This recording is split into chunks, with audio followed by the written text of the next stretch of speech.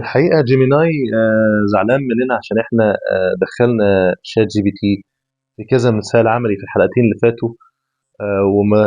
وما دخلناهوش، فاحنا يعني طبعا ما نقدرش على زعلك، واحنا اسفين ليك يا معلم.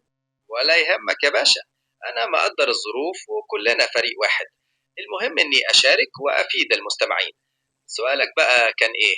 بص، احنا يعني يا ريت تقول لنا كلمتين عن المنظمات الغير هادفة للربح اللي تكونت الآن بهدف تطوير ذكاء اصطناعي آمن وغير ضار بالبشرية. ايه هي المنظمات ديت وتهدف لإيه؟ وايه هي المراكز البحثية اللي شغالة في الموضوع ده؟ تمام.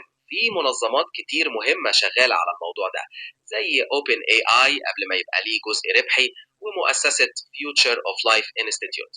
المنظمات دي بتهدف لتطوير ذكاء اصطناعي آمن يفيد البشرية كلها ويقلل من أي مخاطر محتملة. وفي مراكز بحثية كتير شغالة بده، زي جامعات كبرى ومراكز متخصصة. هل في منظمات أو فرق بحثية عربية مهتمة بهذا المجال، مجال تطوير حلول ذكاء اصطناعي آمنة وغير ضارة بالبشر؟ أيوة، في بالفعل مبادرات وفرق بحثية عربية بدأت تهتم بالمجال ده. بعضها بيشتغل من خلال الجامعات ومراكز الأبحاث، وبيركز على تطوير تطبيقات للذكاء الاصطناعي تكون متوافقة مع قيمنا وتخدم مجتمعاتنا، مع مراعاة الجوانب الأخلاقية والأمان. تحب تعرف أمثلة محددة على بعض الجهود دي؟ يا ريت. تمام. في مثلا مبادرة الاستراتيجية العربية للذكاء الاصطناعي، ودي بتهدف لتعزيز البحث والابتكار في المجال ده.